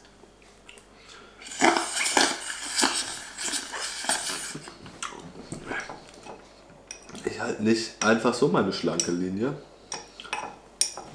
Schlürfgummi!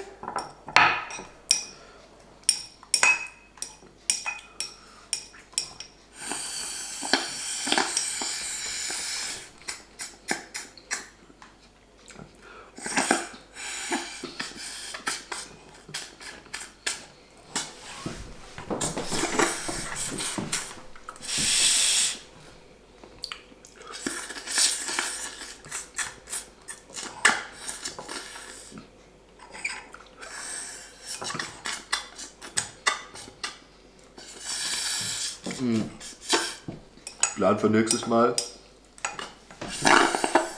was Weiches, Ja. was Kleines und was Hartes. Und der Schlürfgummi gibt niemals auf. Also alles 3 oder was? What doesn't kill you makes you stronger. What doesn't kill you makes you stronger. Doesn't make you stronger. Von wem ist der Song? Eminem?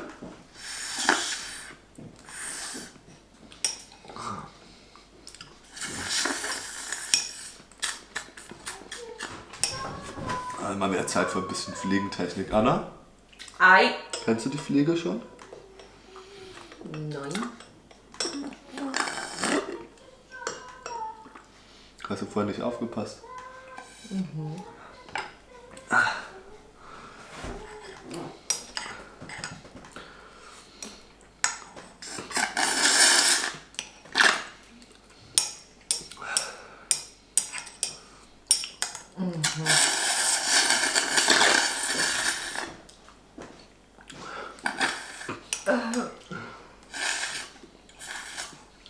Ja.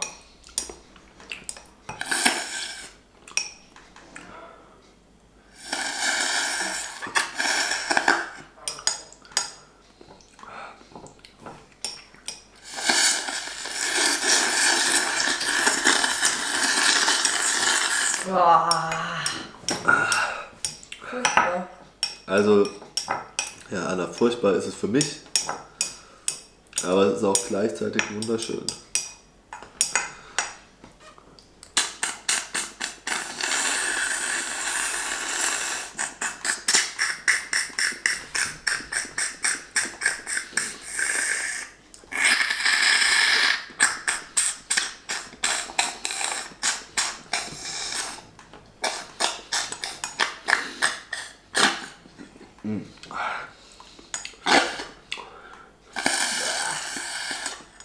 Ich kann es mir nicht mehr anhören seit einer Stunde. Ja. Was kannst du nicht mehr hören? Dann hör. Anna. Nein, sein Name ist viel zu lang. Was machst du eigentlich da? Arbeitest du? Ja. Was machst du? Für meinen Hiwi-Job. Für ihren Hiwi-Job.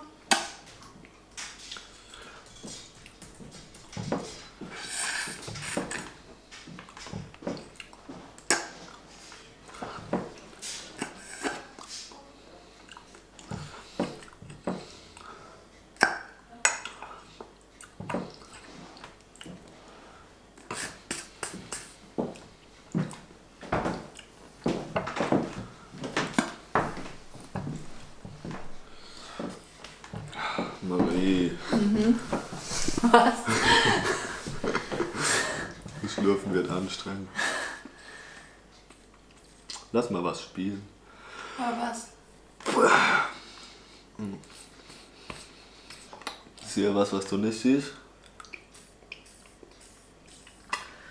Und das ist noch nicht leer. Es ist rot. Und was ist es? Deine Gratinform. Wow, ja. Wie bist du da drauf gekommen? Käse ist so hart.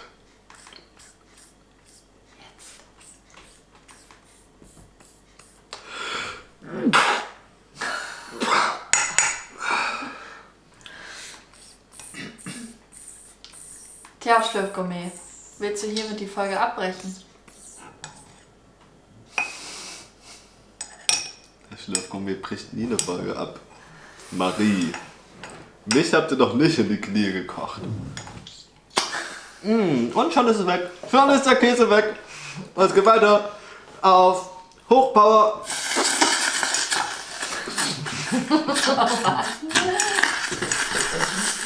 Da ist noch so viel drin.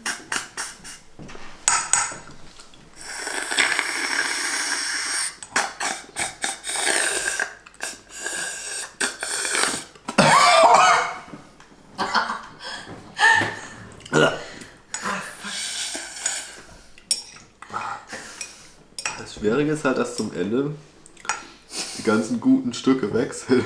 Ja. Was bleibt, ist Nudelblatt und Käse. Aber ey, das hatte ich letztens auch mit Bananenkuchen. Echt?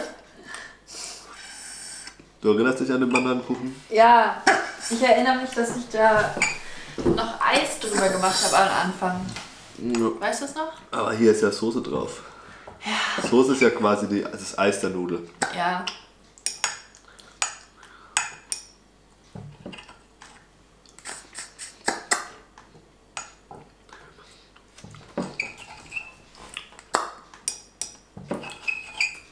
So kommst du aber gut voran.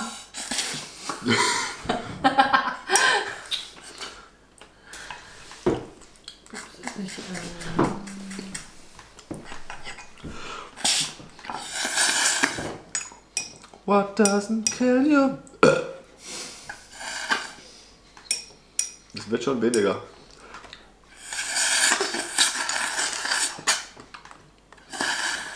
Wir haben dir einfach eine zu große Portion gemacht. Ich weiß.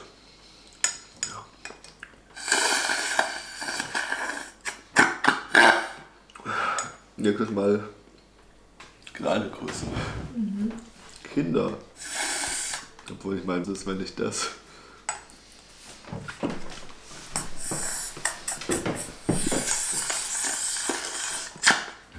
Muss ich jetzt durch, Marie? Aber du kannst Turtles spielen. Ach nee. Es gibt keinen Gegner außer dich. Außer dir. Ja. There are no Gegners. No Gegners, but the Schlürfgummi.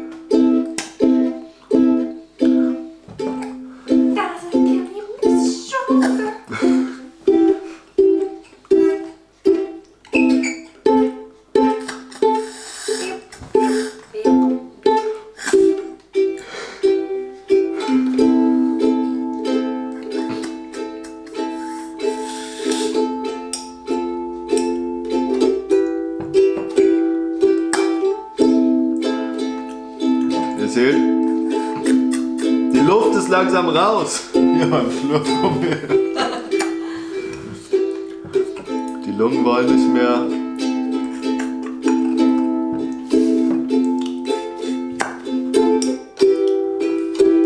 Das Hirn schaltet ab, weil der ganze Sauerstoff direkt in die Lungen geblasen wird. Besser geschlürft!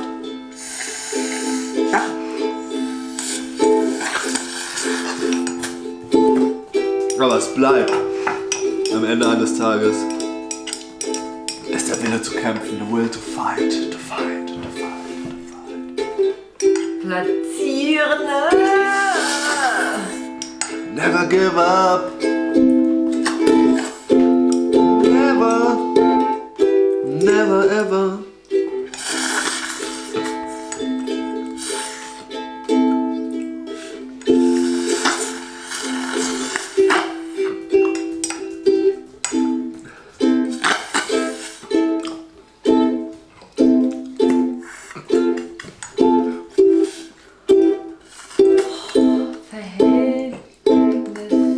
Verhältnis. Wer hat ein Verhältnis mit wem? Niemand. Marie und der Schlüpfgummi. Chris und der Schlüpfgummi. Anna. Anna ist es nicht. Schlüpfgummi. Schlüpfgummi.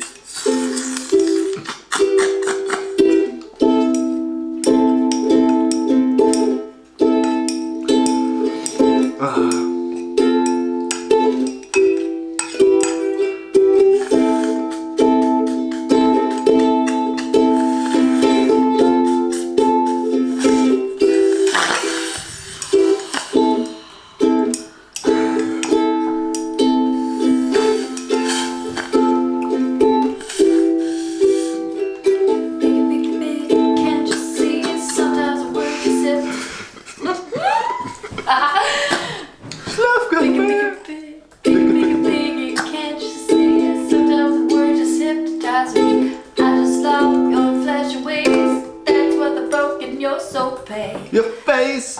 Biggie, biggie, biggie, can't you see it? Sometimes the word just hypnotize me. I just love your flashy ways, and that's why the broken you're so paid. Ready or not, you rock home, you get high. I'm gonna find you and take it slowly. Na, na, na, na. Oh, oh, here I come. Gonna find you and make you want me. Nehmen wir noch auf? Enemies like you give chest without rest, no stress. You don't so success. Let's confess when I see the manifest. The door tricks and sweat, and the tricks like I'm homeless. The board is for your best. Empty your body like Elliot Ness. Yes, bless you if you represent the fool, but I hate you. It's a misrule if you do. I can do it too. Easy, believe me. When the niggas give me VGB, why you imitating Al Capone? I mean, Nina Simone. Defecating on the microphone. Und jetzt alle!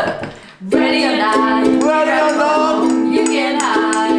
Yeah, yeah, yeah. Gonna find you Schlüpfgummi. and take it slow. Schlüpfgummi. Oh,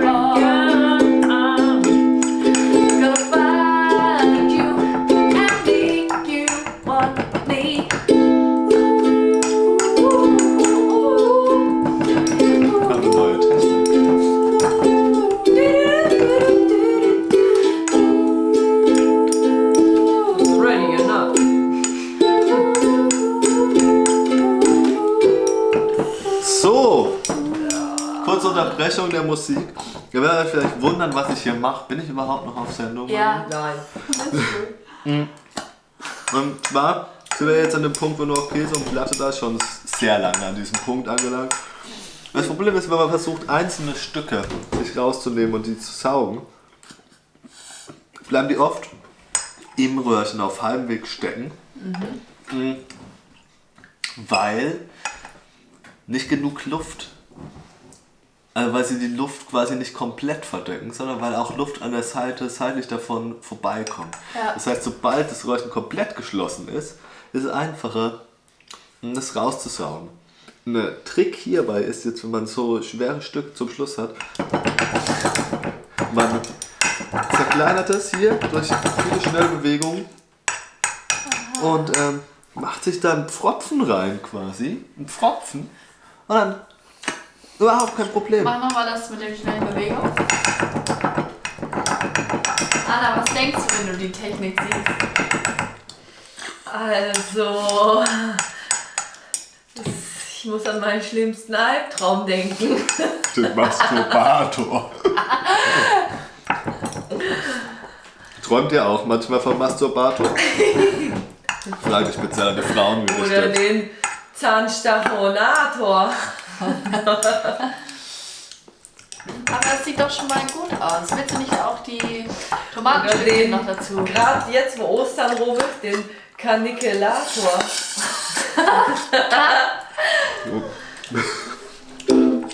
Bist du der Meinung, wir sollten jetzt die Tomate untermischen quasi?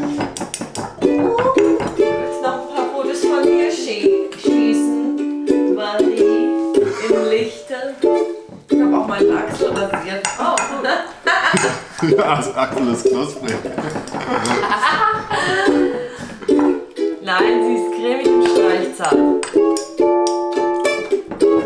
Anna, würdest du sagen, deine Achsel ist so cremig und streichzart wie eine gute Nutella? Darf ich Nutella sagen? Du darfst aber nicht in hier Skibidi-da-ba-bi-da-bu. Ba-bi-da-bu. Skibidi-da-bu. Wo kann man das T-Shirt ploppen lassen? Wer war denn auf Dribble? I'm scared, man. Warum willst du T-Shirts plotten lassen? Weil wir es machen wollen, wir richtig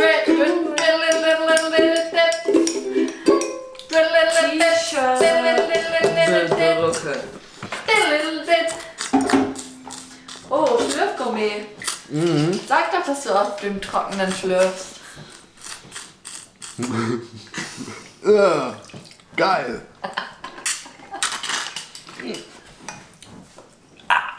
Lecker! Du kannst es mir auch in mein Glas machen. Ups. Du hast das Glas verfehlt, Marie. Ja. Ich dachte, das hilft dir beim Einweichen vielleicht ein bisschen. Das kennt mich aber auch ein bisschen in meiner Schlürferde. Chris! Du hast auf dem Lebt. Klo? Nein?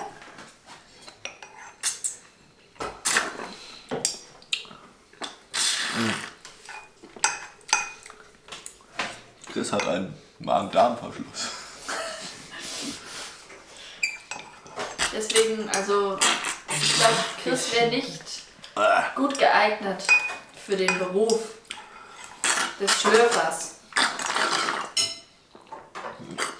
Ja, Man muss eine Frage, Schlürfgummi. ja, gerne, Marie. Man muss sich auch besonders zügeln können, oder? Also man muss wirklich sehr viel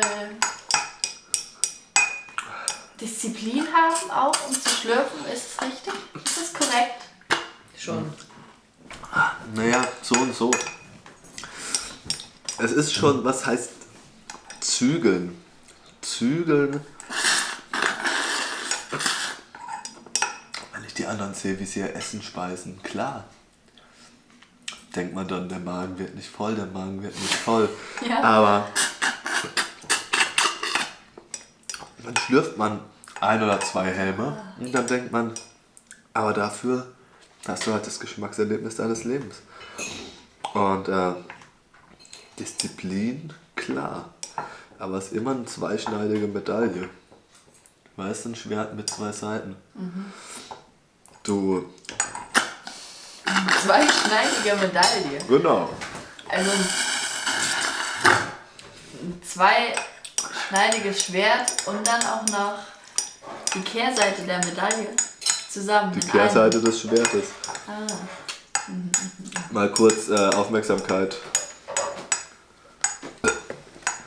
Ich schlürfe die letzten Brocken der Lasagne. Nein.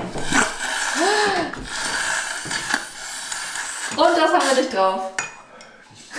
Scherz. Wow. Das sind wirklich die letzten Brocken.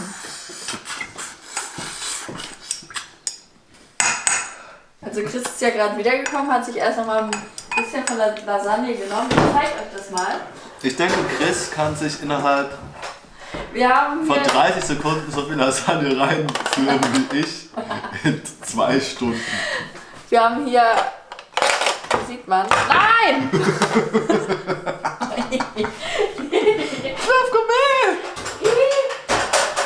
So, Schlürf-Community, der erste Gang Ja, ist leer geschlürft.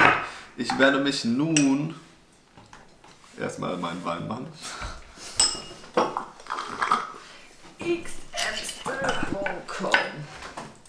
Danke, danke. Und Was ist dein Ernst? Alter, was ist los? Anna, was ist da los? So, jetzt geht's an die Tomaten. Ich hab da drauf geklickt. Kennst du das? Wo hat sie drauf Warum geklickt? machst du das? Hat jetzt ein Virus? Ja. Nein, Hat sie irgendwelche Pornos? ja. Sie hat Pornoseiten geöffnet. Warum macht sie das? Ich weiß es auch nicht.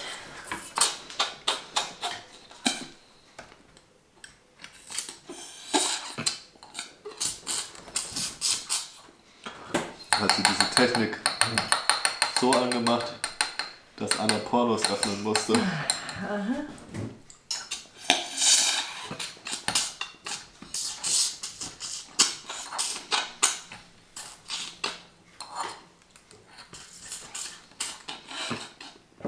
Das Lästige an den Tomaten ist ja die Schale.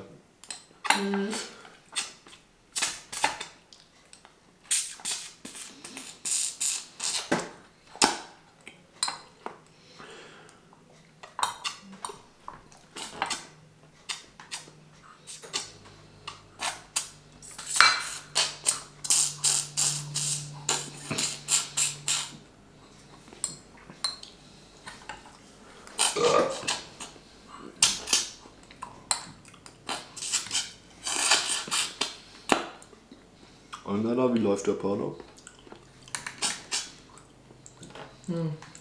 Schlecht.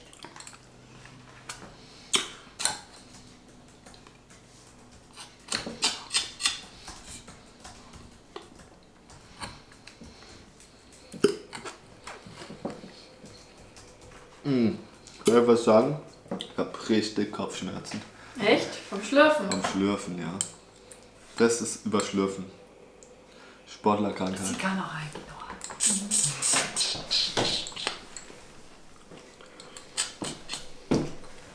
14 Sekunden, 13, 12, 11, 10, 9, 8, 7, 6, Das ist nicht der Countdown für vier, das Video, 3, sondern bis die Kamera 2, wieder ausgeht. 1. Und Jetzt! hier ist wieder euer Schlürfgummi!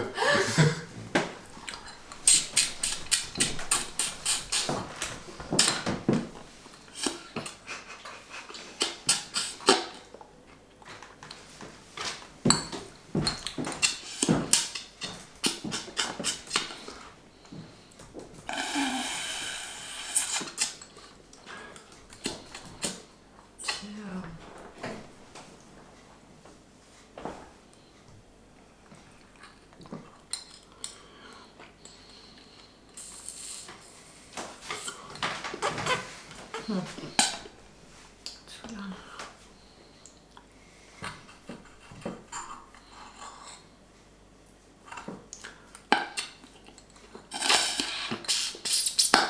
Au!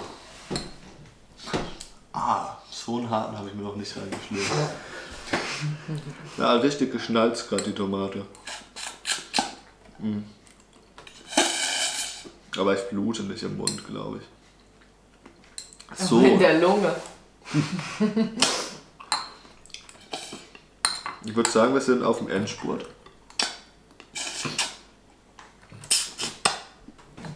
Nein, irgendwie anstrengend schaffen wir es vielleicht in den nächsten 15 Minuten. Dann kann ich das sehr schon mal vorbereiten. Das ist ja jetzt aber außerhalb von diesem Schlürfen. Ich kann keinen Keks essen. Hat der Schlürfgummi natürlich nie gesagt. Aber nicht heute. Dann hast du ein Video schon für die übernächste Woche fertig. Ja. Ich kann heute nichts mehr schlürfen. Doch, doch.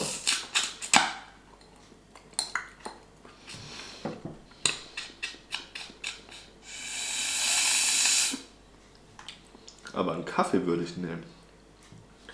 So ein Feierkaffee. Und einen Keks. Eher ein Kaffee. Aber den Kaffee musst du auch mit dem Strohhalm stürzen. Das hatte ich vor.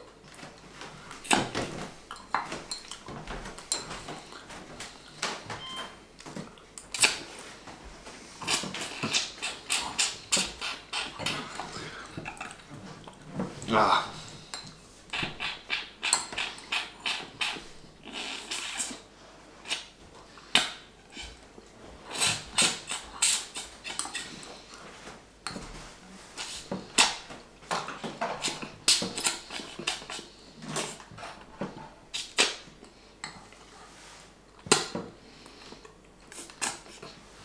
So, Leute.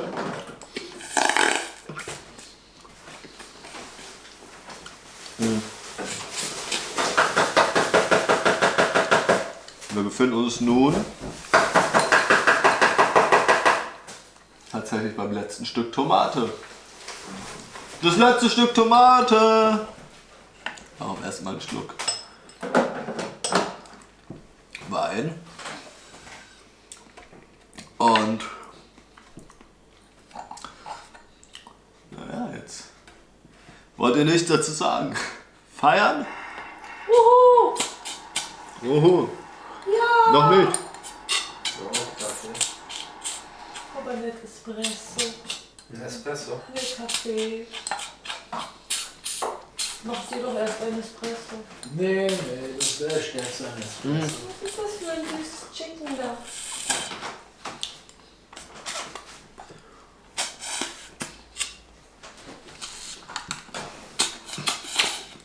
Du musst draufdrücken. Du schaffst es, du schaffst es. Wenn er fertig ist. Du schaffst es, du schaffst es. Ja! Luft von mir! Oh mein Gott! Mann!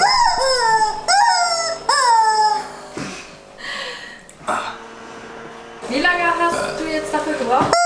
Nicht.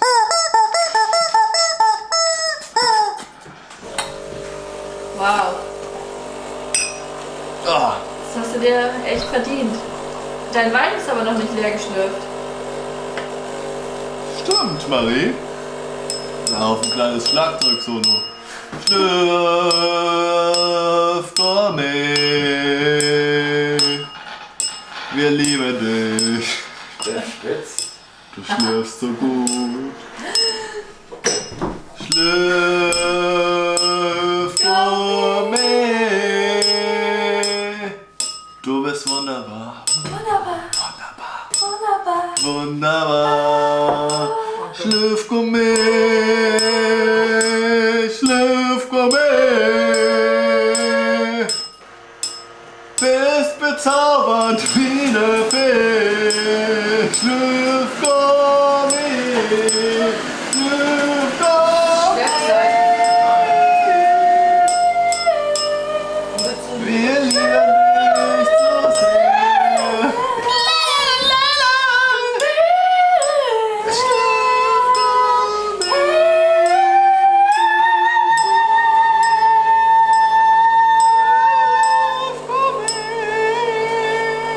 Und so beginnen wir das feierliche Schlürfen des letzten Weines. Brauchst du auch Zucker, ne?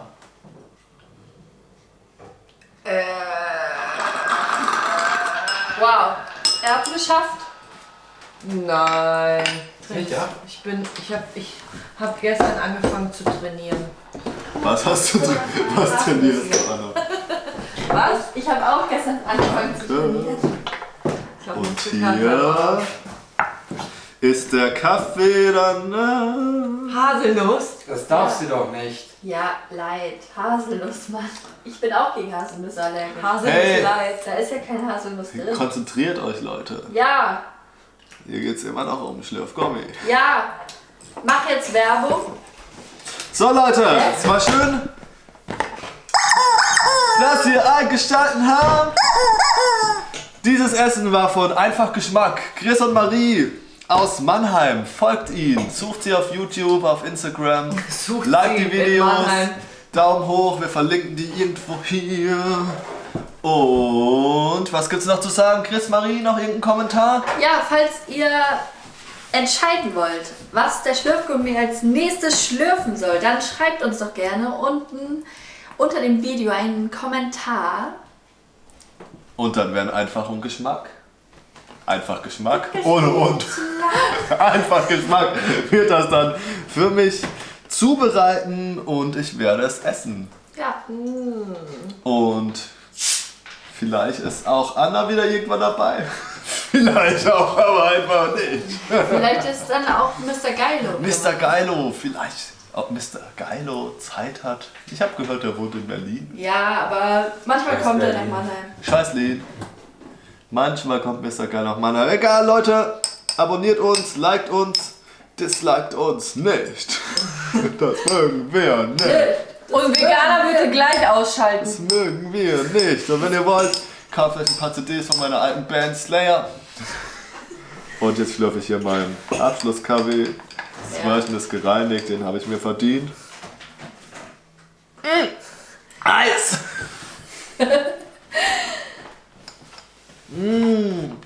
Aber sehr lecker.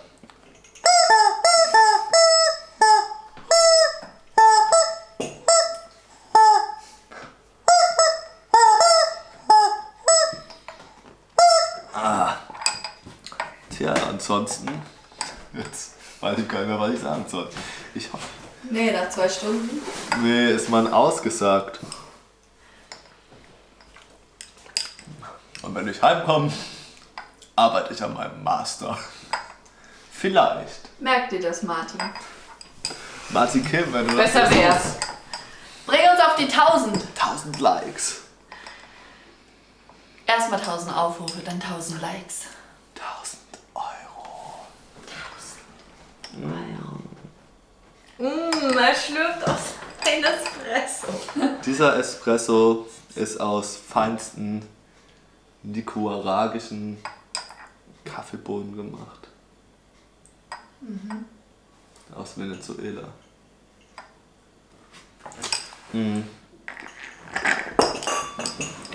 Venezuela. Verfeinert. Venezuela. Venezuela. Venezuela.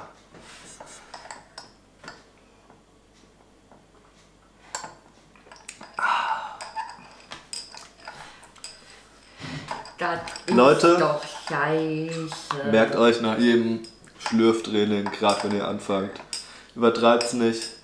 Holt euch keine Kopfschmerzen, verletzt euch nicht. Klar, es macht Spaß, auch mal Risiken einzugehen, aber wichtig ist, dass man gesund bleibt. Und wenn ihr fertig trainiert habt, trinkt eine warme Espresso. Das ist quasi wie das Dehnen beim normalen Sport. Die Wärme lässt die Magenlappen wieder ein bisschen aufgehen. Es tut gut, hält euch wach. Ich bin euer Schlürfgourmet. einfach Geschmack. Eure Köche. Anna. Die braucht man nicht. Bis bald, Schlürfgummi ist out!